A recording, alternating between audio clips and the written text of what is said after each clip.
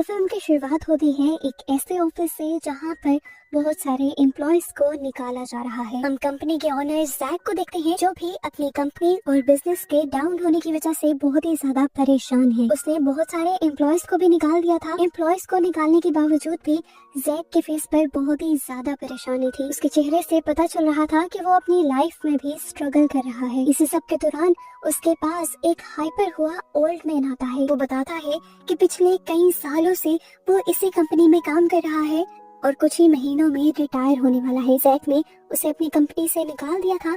वो आदमी जैक से रिक्वेस्ट कर रहा था कि प्लीज चाहे मुझे आप सैलरी ना दे या कम दे दे, लेकिन मुझे कंपनी से मत निकालिए। लेकिन जैक उसकी बात नहीं सुनता, उल्टा उसे समझाने लग जाता है कि हम इस तरह नहीं कर सकते। जैक के इनकार को सुनकर उस ओल्ड मैन को गुस्सा आ जाता है और वो ओल्ड मैन अपने पास से एक गन निकाल लेता है। गन को देखकर सभी यहाँ तक के जैक बहुत ज्यादा पैनिक हो जाता है और अपनी आंखें बंद करते हुए इस आदमी से रिक्वेस्ट करता है कि प्लीज मुझे मत मारो। अभी मेरी वाइफ का मिसकैरेज हुआ है, वो डिप्रेशन से लड़ रही है, जिंदगी मौत से लड़ रही है, और अगर ऐसे में मैं भी मर गया तो वो भी मर जाएगी। उसके कहते ही यहाँ पर एक गहरा सन्नाटा हो जाता है और उसके बाद गोली चलने की आवाज आती है। जैक के मुंह पर खून के बहुत सारे छींटे गिरते हैं और जैक देखता है कि उस ओल्ड मैन ने सुसाइड कर ली थी। और अपनी आंखों के सामने ये सब होता देखकर जैक जैसे पागल हो जाता है। अपने आप से कंट्रोल खोने लगा था। वो बहुत मुश्किल से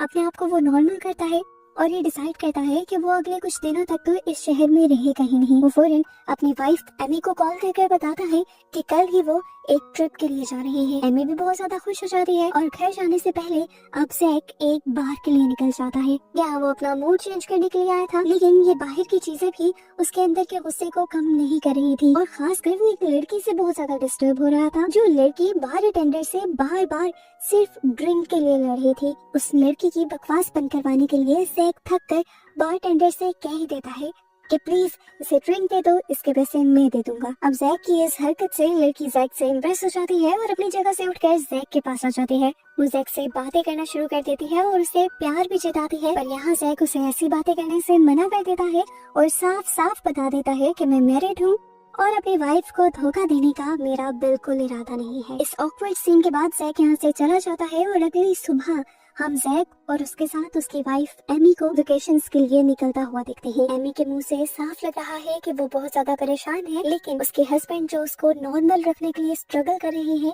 उससे वो सेटिस्फाई भी है। अब इसी ट्रिप के दौरान जैक को उस बार वाली लड़की के मैसेजेस आने लग जाते हैं। लड़की का नाम था जूलिया और जूलिया जैक से कह रही थी, मैं बहुत अच्छे से जानती हूँ कि तुम अपनी वाइफ से बहुत प्यार करते हो, उसे धोखा नहीं देना चाहते, हर्ट नहीं करना चाहते, और अगर तुम चाहते हो कि सच में वो दुखी ना हो तो तुम्हें मुझे 5 लाख यूरोस देने होंगे, नहीं तो मैं उसे बार वाली स्टोरी बता दूंगी। अजीब सी बात थी, बार में ऐसा कुछ हुआ भी नहीं था। जैक ने सिर्फ उसे ड्रिंक ऑफर की थी और वो इसी चीज पर ब्लैकमेल कर रही थी। जैक भी एक बड़ा बिजनेसमैन था, बेवकूफ इंसान तो था नहीं, ब्लैकमेल वो नहीं होता। उल्टा वो उससे ही कह देता है कि तुमसे मेरे लॉयर निपटेंगे। ये कहकर वो अपना फोन बंद कर देता है। ये भी देखिएबल है कि इस टाइम जूलिया ने उसे कुछ सेंड किया था। वो सारा फोकस एमी पर और अपनी ट्रिप पर कर देता है। कुछ देर बाद ये लोग अपने होटल पहुंच जाते हैं, होटल में रात गुजारते हैं और अगली सुबह इन्होंने हॉट एयर बैलून की सैर करने का प्लान किया हुआ था।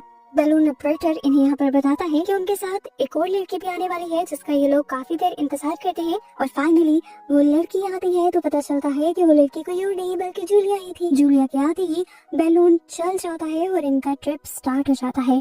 पहले पहले तो सब ठीक था, जैक को भी ज्यादा मसला नहीं था, लेकिन फिर पता नहीं क्यों जैक अनकंफर्टेबल होने लग गया जब जूलिया ने एमी से बात करना शुरू की। एक अजीब बात थी, ये जूलिया पता नहीं कहां से सारी इन्फॉर्मेशन निकाल कर लाई थी, या शायद कुछ बातें कल बार में जैक ने ही उसे बता दी होंगी, लेकिन इस टाइम वो ये बात जानती थी कि एमी का मिसकैरेज हुआ गया है, वो परेशान है, जैक उसका पहले से ज्यादा ख्याल रखने की कोशिश कर रहा है और इन्हीं सब चीजों का वो फायदा भी उठा रही थी।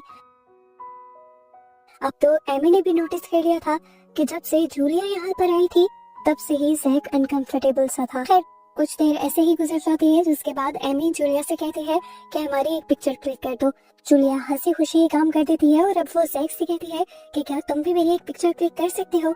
उसने जानबूझकर अपना ही मोबाइल उसे पकड़ाया था क्योंकि मोबाइल पर उसने पहले से ही एक मैसेज लिखा हुआ था कि अगर तुमने मुझे पैसे ना दिए तो तुम बहुत पछताओगे। पर जैक इस मैसेज को इग्नोर कर उसकी पिक्चर बना लेता है और मैसेज के इग्नोर होने की वजह से जूलिया को और भी ज्यादा गुस्सा आ जाता है। और अब जो बात है जैक और जूलिया के दरमियान में पर्सनली हो रही थी, जूलिया उस पर्दे को खत्म कर देती है और सबके सामने जैक से कहती है बहुत हो गया, तुम्हें मुझे पैसे देने होंगे और इस मामले को अब ही खत्म करना होगा। यहाँ पर फौरन एमी भी बोलती है कौन सा मामला, कौन से पैसे। इससे पहले कि जूलिया बोल पड़ती, जैक एमी से कहता है अरे इस लड़की की बातों पर ध्यान मत दो, ये पागल है, रात को बार में शोर मचा रही थी, मैंने बार टेंडर से कहकर बस इसे कुछ ड्रिंक्स करवा दी और तब से मुझे ब्लैकमेल कर रही है। अब ये बात सुनकर एमी को भी गुस्सा आ जाता है और एमी जूलिया को ही डांटने लग जाती है कि तुम्हें शर्म आनी चाहिए किसी को ब्लैकमेल करते हुए। जूलिया जवाब में कहती है मुझे नहीं, तुम्हारे हस्बैंड को शर्म आनी चाहिए क्योंकि वो ड्रिंक करवाने के बाद उसने उस ड्रिंक के पैसे मुझसे वसूल भी किए हैं।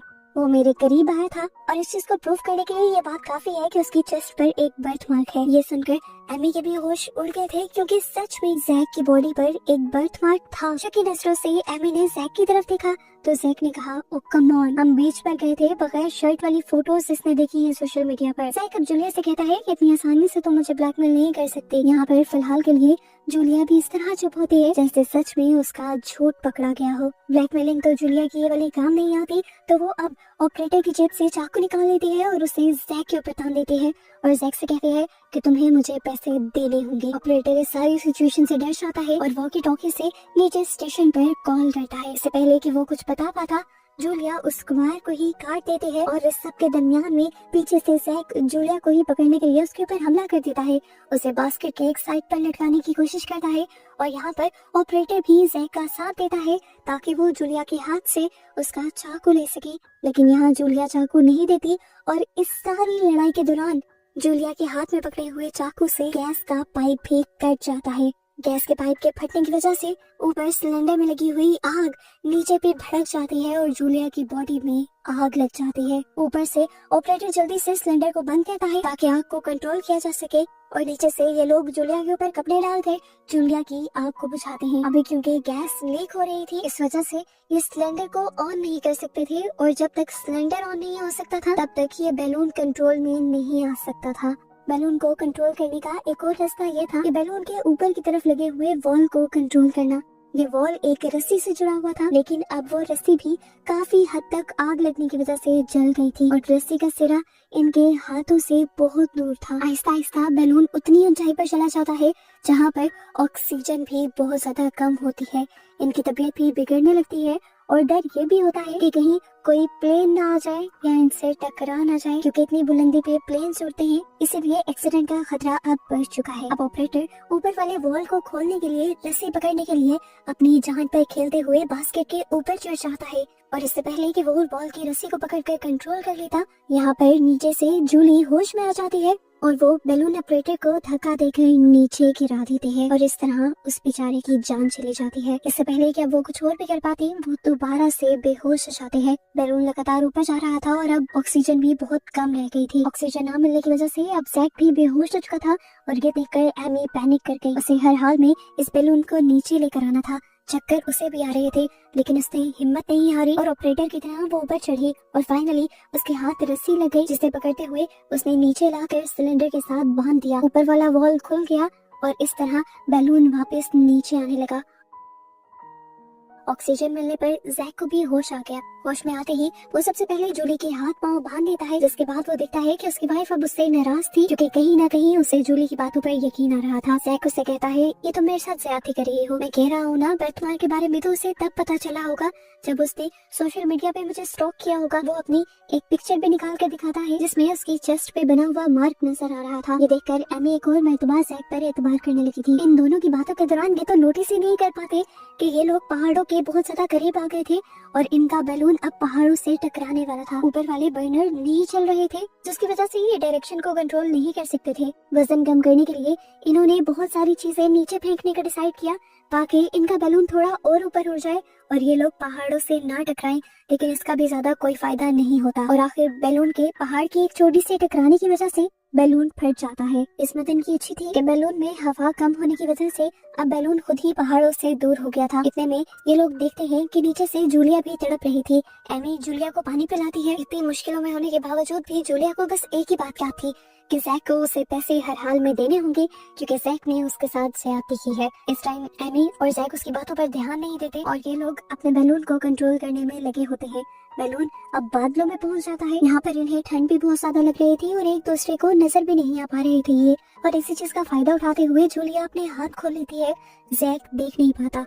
बातों ही बातों में अब भी वो जैक को पैसे देने को कह रही होती है, तो जैक उससे कहता है, मुझे समझ नहीं आ रही, मैंने तो बार में तुम्हारे लिए पैसे दिए, तुम्हारी मदद की। जिस पर जूलिया उसे झूठा कहने के साथ साथ और भी बहुत कुछ कहने लग जाती है और इस बात पर जैक को गुस्सा आ जाता है। जैक उसे कहता है, अब तुम मुझ पर इल्जाम लगाने लगी हो। जूलिया कहती है, इल्जाम नहीं लगा रही, तुम सच में जालिम हो।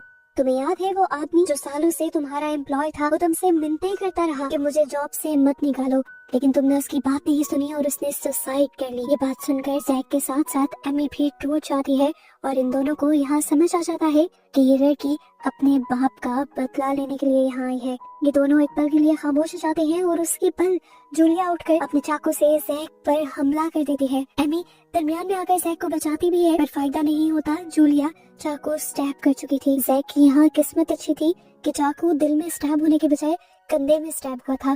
चोट तो लगी थी पर उसकी जान बच गई थी। इस टाइम अब एमी बहुत ज्यादा घबरा गई थी। वो जूलिया को काम डाउन करने की कोशिश करती है, क्योंकि जानती है जूलिया के सर पर खून सवार है। वो कहती है, मैं तुम्हें पैसे दिलवा दूंगी, मेरा यकीन रखो और ये चाकू मुझे दो। जूलिया एमी को चाकू देने ही वाली थी, लेकिन तभी पीछे से जैक ने एक सिलेंडर उठाते हुए जूलिया के ऊपर हमला कर दिया। जूलिया के सर पे सिलेंडर लगने की वजह से मौके पर ही उसकी मौत हो गई और ये देखकर एमी के हाथ पांव फूल गए। उसने अपने सामने अपने हस्बैंड को एक मर्डर करते हुए देखा था। वो बहुत ज्यादा घबरा जाती है। वो रो रो के कहती है, क्यों किया जैक, तुमने ऐसा कुछ चाकू देने तो वाली थी। जैक कहता है, वो नहीं देने वाली थी, वो तुम्हें नुकसान पहुंचा देती। इनकी बहस के दौरान ये दोबारा ये चीज नोटिस नहीं करते कि इनका बैलून पहाड़ों के दरमियान में आ गया था और अब इनका बैलून पहले से भी ज्यादा डैमेज हो जाता है। ज्यादा डैमेज होने की वजह से बैलून का बैलेंस भी बिगड़ने लग जाता है और अब ये दोनों जानते थे कि जल्द ही ये लोग जमीन पर गिर जाएंगे। जूलिया इस बैलून को किसी तरह से ठीक करना चाहती थी, जबकि जैक कहता है कि बैलून को बैलेंस करने का आसान तरीका है कि वजन कम कर दिया जाए, लेकिन एक्स्ट्रा चीजें तो सारी इन्होंने पहले ही गिरा दी थी। तो जैक कहता है कि जूलिया की बॉडी को भी नीचे फेंक देना चाहिए, पर एमी इस चीज के लिए तैयार नहीं थी। जैक अब एमी को कुछ नहीं कहता और एमी बहुत कोशिशों से फाइनली इस बैलून का बर्नर चला लेती है और इसे कंट्रोल कर लेती है और ये लोग अब पहाड़ों से ऊपर होते हुए बहुत ही आराम से पहाड़ों वाला ये इलाका पार कर लेते हैं। अब अपनी जान की टेंशन खत्म होने के बाद दोबारा एमी के सहन में वही टेंशन आ जाती है कि क्या सच में उसके हस्बैंड उसे धोखा तो नहीं दे रहे थे। इसी वजह से इन दोनों के दरमियान में बहस हो जाती है और जब ये बहस बिगड़ ही रही होती है तो अचानक से एमी के पाँव के नीचे से बास्केट टूट जाती है और एमी नीचे गिरने लगती है, लेकिन वो बास्केट को पकड़ लेती है। असल में जब जूलिया को आग लगी थी तब यहाँ से ये बास्केट जलकर कमजोर हो गई थी। एमी अपने हस्बैंड को आवाज लगाती है कि वो उसे बचाए, लेकिन ऊपर से जैक खामोशी से उसे देखता रहता है, यहाँ तक कि जब एमी हारने वाली होती है तब जाकर जैक उसका हाथ पकड़कर उसे बचाता है। इस टाइम जैक ने जो किया था, एमी उससे बहुत ज्यादा डिस्टर्ब हो गई थी। वो सोच में पड़ गई थी कि क्या जैक उसे बचाना नहीं चाहता, क्या जैक उससे जान छुड़वाना चाहता था। वो जैक से पूछती है कि तुम मुझसे तंग आ गए हो। जैक उससे माफी मांगता है और कहता है, नहीं, मैं बस डर गया था, मुझे समझ नहीं आ रही थी कि किस तरह से रिस्पॉन्स देना है। अब जैक भी इस चीज को नोटिस कर चुका था कि एमी का दिल उसकी तरफ से खराब हो गया है, पुशअप कर रही है, इसीलिए जैक उससे और भी माफिया मांगता है और उसे रियलाइज करवाता है कि अब तक जो कुछ भी उसने किया है जिंदगी में वो सब एमी के लिए ही किया है। बिजनेस ट्रिप, सब कुछ, ये बिजनेस भी जैक ने अपनी वाइफ को अच्छा लाइफस्टाइल देने के लिए किया है। हर कुर्बानी उसने अपनी वाइफ के लिए दी है और वो उसे सबसे ज्यादा प्यार करता है। इनकी बातें चल ही रही होती हैं कि इन्हें रियलाइज ही नहीं होता इनका बैलून ऊपर ऊंचाई में ऐसे बादलों में चला जाता है जहाँ पर बहुत ज्यादा तूफान और बारिश थी। इस बादल की तेज हवाओं और खराब मौसम की वजह से इनका बैलून और भी ज्यादा डैमेज हो जाता है और साथ ही साथ इनके बैलून का बर्नर भी बारिश की वजह से बंद हो जाता है, जिसकी वजह से ये अपने बैलून की डायरेक्शन को भी कंट्रोल नहीं कर पाते। एमी अब अपनी जान पर खेलते हुए बैलून के ऊपर चढ़ जाती है और बैलून का फटा हुआ हिस्सा नीचे फेंकती है, जिसे जैक बास्केट के साथ बांध देता है, जिसके बाद एमी ऊपर से बर्नर को चलाने में कामयाब हो जाती है और फाइनली ये लोग अपने बैलून को उस तूफानी एरिया से बाहर निकाल लेते हैं। फाइनली ये नोटिस करते हैं कि ये लोग पहाड़ी एरिया से दूर निकल आए हैं और यहाँ का मौसम भी ठीक था। बर्नर ऑन होने की वजह से ये लोग अब आहिस्ता आहिस्ता नीचे भी जा रहे थे और इन्हें उम्मीद थी कि इनकी जान बच जाएगी। एमी को दोबारा जूलिया की बातें याद आने लग जाती है और वो जैक से पूछती है कि बर्थ मार्क तो उसने सोशल मीडिया से देख लिया, लेकिन उसे तुम्हारी सॉक्स का ब्रांड कैसे पता था? उसे तो मुझे तुम्हारी सॉक्स का ब्रांड भी बताया था। जैक कहता है ये भी कोई बड़ी बात नहीं, कभी इंसान इस तरह बैठा होता है कि उसकी पैंट ऊपर हो जाती है और सॉक्स का ब्रांड नजर आ जाता है। एमी कहती है ठीक है, ये भी बात मान लेती हूँ। अगर तुमने सच में कुछ नहीं किया तो जूलिया के फोन में तुम्हारे बारे में कुछ भी नहीं होना चाहिए।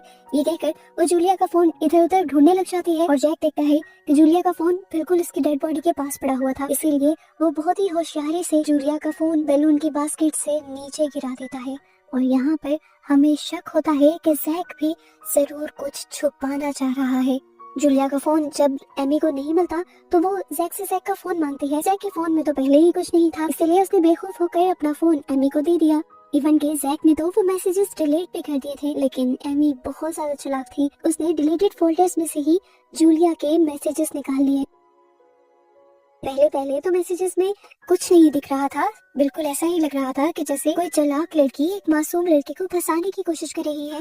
लेकिन फिर एमी को इसी में एक वीडियो भी मिल जाती है। इस वीडियो को जैक ने मूवी के स्टार्ट में खोलकर देखने की जहमत भी नहीं की थी और वही वीडियो आखिर जैक को फंसा जाती है। इस वीडियो के अंदर जैक का सारा सच था। पता चलता है कि जैक जो पूरी मूवी से मासूम बनने का नाटक करता रहा है वही असल में मुजरिम है। जूलिया बिल्कुल सच कह रही थी और ये बात जानकर एमी बिल्कुल टूट जाती है। अब क्योंकि जैक पे जान गया था कि एमी को उसकी किसी बात पर यकीन नहीं आएगा, तो वो सच्चाई मान लेता है और कहता है हाँ मैं गया था उसके करीब, लेकिन मेरी इमोशंस ऐसे नहीं थे। मैं सिर्फ तुमसे प्यार करता हूँ, तुम्हें कभी धोखा नहीं दे सकता, लेकिन तुम भी तो देखो हम महीनों से एक दूसरे के करीब नहीं आए। इस सब में मैं क्या करता? ये सब कुछ देखने के बाद एमी भी जैक को बुरा भला कहने लग जाती है और अब जैक को गुस्सा आ जाता है। बात उसकी ईगो पर आ जाती है और वो भी एमी को एमी का चेहरा दिखा देता है। वो घटिया इंसान एमी से बहुत ही अजीबोगरीब बातें करता है कि तुम क्या थी, एक हाई स्कूल में पढ़ाने वाली एक मामूली सी टीचर जिसकी सैलरी मेरे ऑफिस में काम करने वाले स्वीपर से भी कम थी। मैंने तुम्हें कहां से कहां लाकर बैठा दिया, तुम्हें वो लाइफस्टाइल दिया जो तुमने कभी सोचा भी नहीं था। अपने बारे में इस तरह की बातें सुनकर एमी रोने लग जाती है। जैक इतना घटिया, इतना कैलकुलेटिव हो सकता था, उसने सोचा भी नहीं था। अब एमी भी उसे जवाब देती है कि जूलिया ने जितना कुछ तुम्हारे बारे में कहा था वो सब सच था। तुम हो ही घटिया इंसान और तुम्हें जीना ही नहीं चाहिए। मैं ही गलत थी जिसने अपनी लाइफ तुम्हारे ऊपर बर्बाद कर दी। उसे धमकी देती है कि मैं पुलिस को सब सच बता दूंगी कि तुमने जूलिया को मारा है और तुम बच नहीं पाओगे। ये सुनकर जैक हंसने लग जाता है क्योंकि वो जानता था कि एमी के बताने से पहले ही वो एमी को मार देगा। जैसे ही वो एमी को मारने के लिए उसकी तरफ बढ़ता है तो खुद ये उस सुराख में गिर जाता है जहाँ पर पहले एमी गिरी थी। ये तो वही बात हो गई, जो दूसरों के लिए ग्राहक होता है खुद ही उसमें गिर जाता है। उसने अपनी जान बचाने के लिए एमी को मदद के लिए पुकारा, लेकिन एमी भी उसे बिल्कुल वैसे ही दिखती रही जैसे वो एमी को देख रहा था। एमी ने उसकी मदद नहीं की, यहाँ तक कि उसके हाथ से बास्केट छूट गई। वो नीचे गिरने वाला था लेकिन उसने नीचे लटकने वाली एक और रस्सी को पकड़ लिया। वो बार बार ऊपर आने की कोशिश कर रहा था और ये देखते हुए एमी साइड पर पड़ी हुई जूलिया की लाश को खींचकर जैक के ऊपर गिरा देती है, जिसकी वजह से जैक मर जाता है। जो काम जूलिया नहीं कर पाई थी जीते जीते, एमी ने वो काम जूलिया के मरने के बाद जूलिया की बॉडी से करवा दिया था। उसने जूलिया का और साथ साथ अपना भी बदला ले लिया था, आखिर जैक को मारकर। आखिर उन दोनों के अचानक से नीचे गिरते ही ये बैलून भी नीचे गिर जाता है और बैलून में आग लग जाती है। आग लगते ही उन दोनों की बॉडी जल जाती है और सबूत भी खुद ब खुद जल जाते हैं। एमी खामोशी से आगे बढ़ जाती है क्योंकि लाइफ ने उसके साथ हुए बुरे का बदला खुद ही ले लिया था और अब उसकी लाइफ आगे आसान थी और वो अपनी लाइफ अपनी तरीके से जीने वाली थी। और इस तरह एमी को आगे बढ़ता दिखाते हुए ही ये मूवी यहाँ खत्म हो जाती है।